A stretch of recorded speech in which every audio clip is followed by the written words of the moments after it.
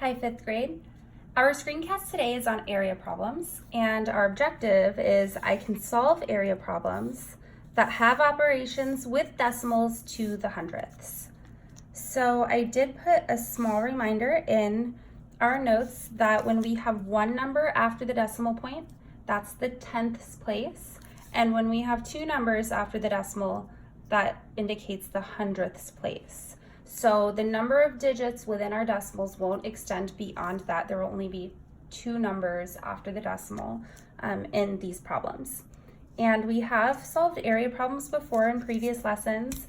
We're going to be using a formula that we learned from a previous lesson to find the area of a rectangle.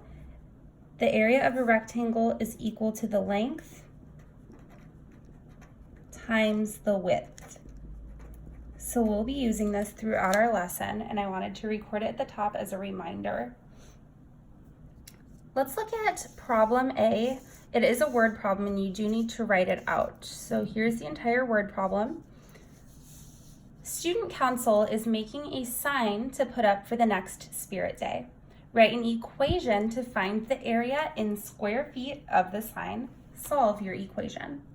There are a couple of words that I do want to point out before we start solving.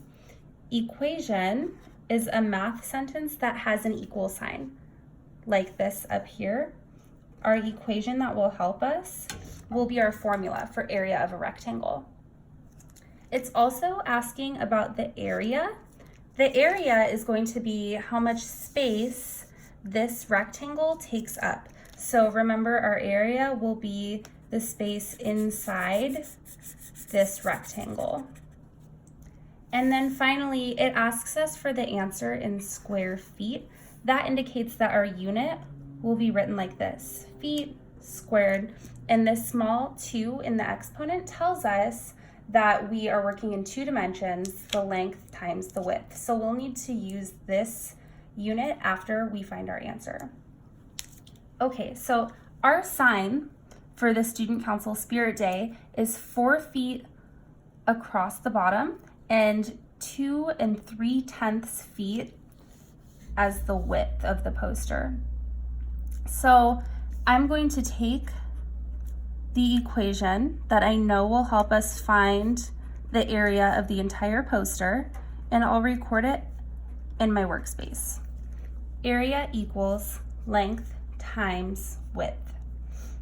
Now, I know I still need to find the area, so that is going to remain unknown for now, and I can plug in numbers for the length and for the width of the poster.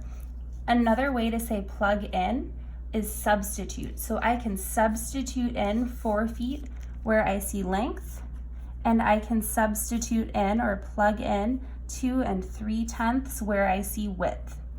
Now I need to multiply 4 times 2 3/10, and we learned a couple of different strategies for multiplying decimals.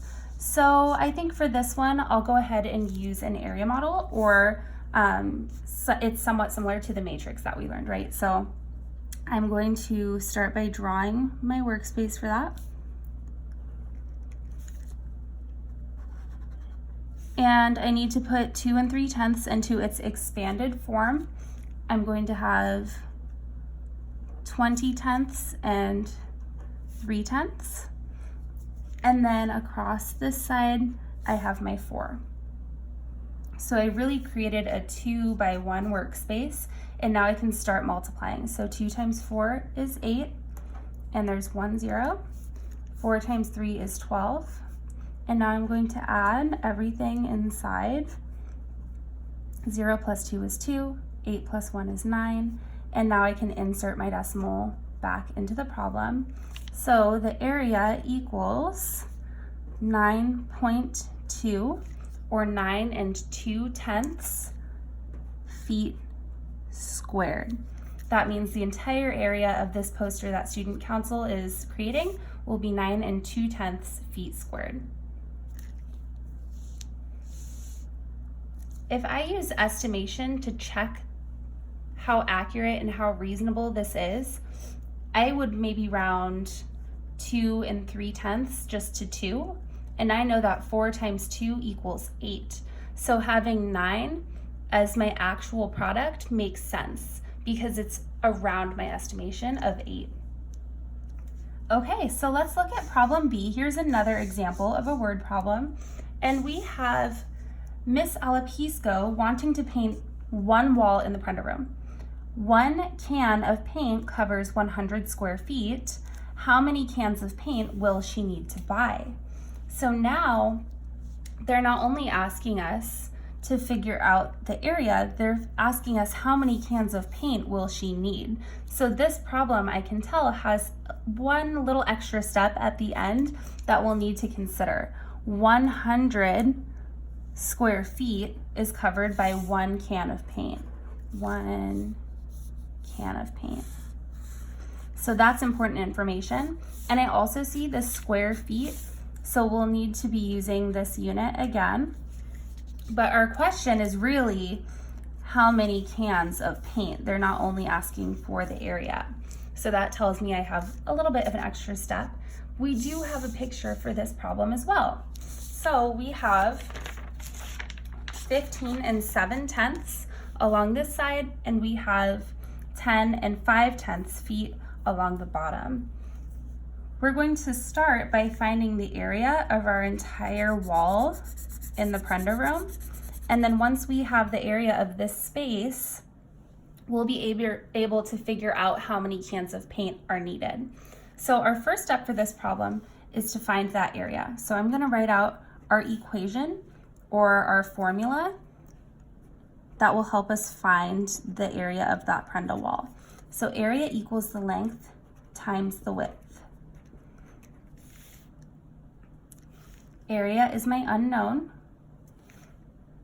and the length across the bottom, I'm gonna say, is this 10 5/10 feet, and my width, it's more like the height of this Prendel wall, is going to be 15 7/10 feet. So now I need to find the product of these two factors in order to have the area. And since I already used a visual strategy up here, I think I'll go ahead and use the standard algorithm for this problem. When you are solving your group problems and your independent problems, you are welcome to use any multiplication strategy for decimals that you feel comfortable with. So I'm going to write out 15 7/10, 10 5/10, and start multiplying. 7 times 5 is 35, carry my 3. 5 times 5 is 25, plus 3 is 28. Record my 8, carry the 2. 5 times 1 is 5, plus 2 is 7. And now I'm done working in that ones place. And I'm on to the tens place. 0 times 7 is 0, 0 times 5 is 0, 0 times 1 is 0. I'm done working in the tens place, and now I'm in the hundreds place. So I need to record 2 zeros in my product workspace. 1 times 7 is 7, 1 times 5 is 5, and 1 times 1 is 1. When I add, 5 plus 0 is 5, 8 plus 0 is 8, 7 plus 7 is 14, carry that 1, 5 plus 1 is 6, and then I have a 1. I come in 1, 2 decimal spots, 1, 2. So the product that I got is 164 and 85 hundredths feet squared. And I'm remembering that I'm not quite done with my problem yet. I do, however, want to pause and check to see, is this a reasonable product that I got? If I use estimation to help me check, I would maybe round 10 5/10 to 10, or you could round it to 11. And then 15 7/10, I'm gonna round to 15. And if I multiplied those, I would get 150. So having an answer around 150 would be reasonable, and we definitely got that.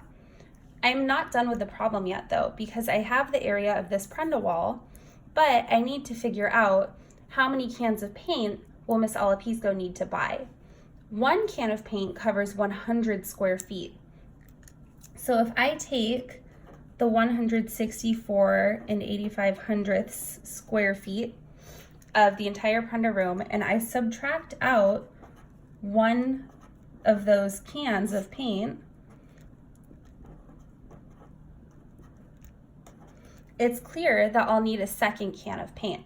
I won't use the entire second can, but I'll need at least 2 cans of paint for Miss Alapisco to cover that entire wall.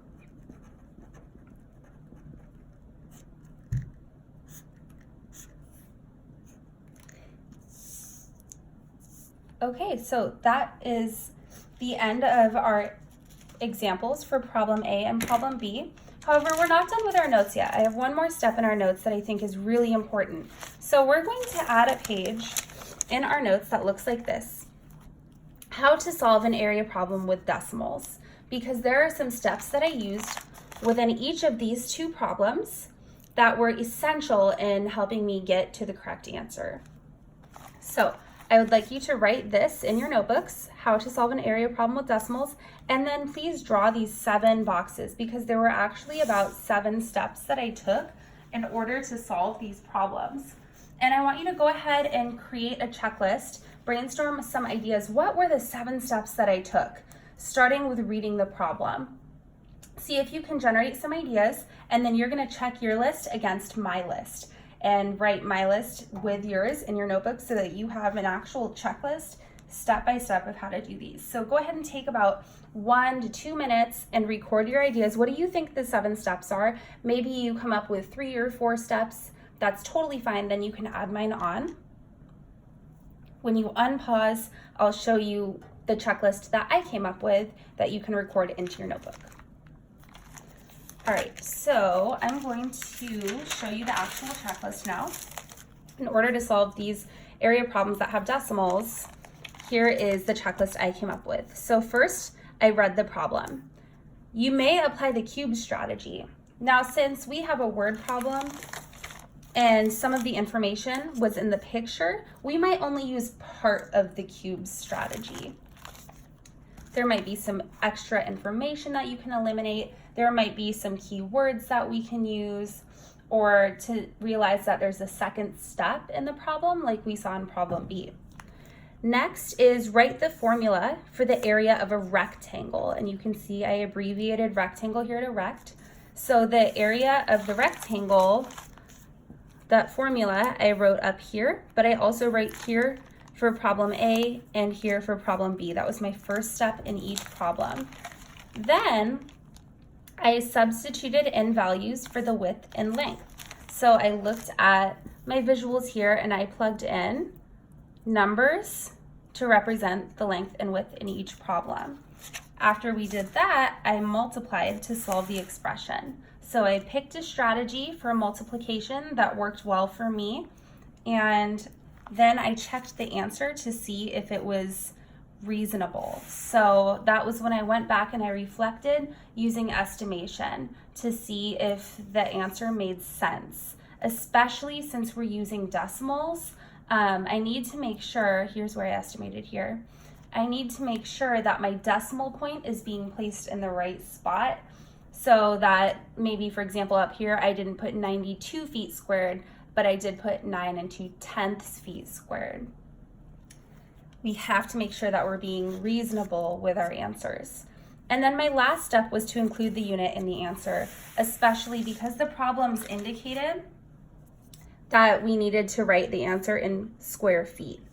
So that abbreviation feet squared. It might ask us for meters or yards or centimeters within other problems. In this problem B, remember we had that second step, so we got our answer, we included feet squared, but then the actual question was asking for the unit as cans of paint. So that was important to indicate down here. For your practice problems, you're going to have one page for your group problems, so it looks like this. And then the back also has a problem on it. You'll notice that all of our problems today are regular rectangles. Throughout the week, they'll become more and more challenging, and the rectangles will become less and less regular. So this is just our first step, and we're going to build on it, and we want to become really strong at this skill.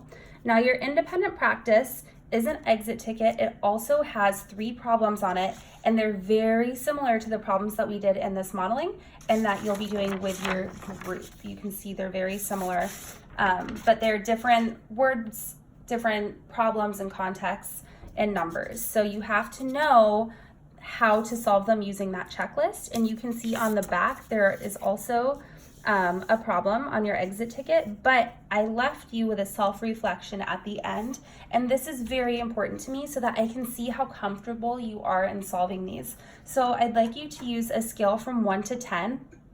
1 would be I don't really feel confident in this, I don't understand it, and I need more support.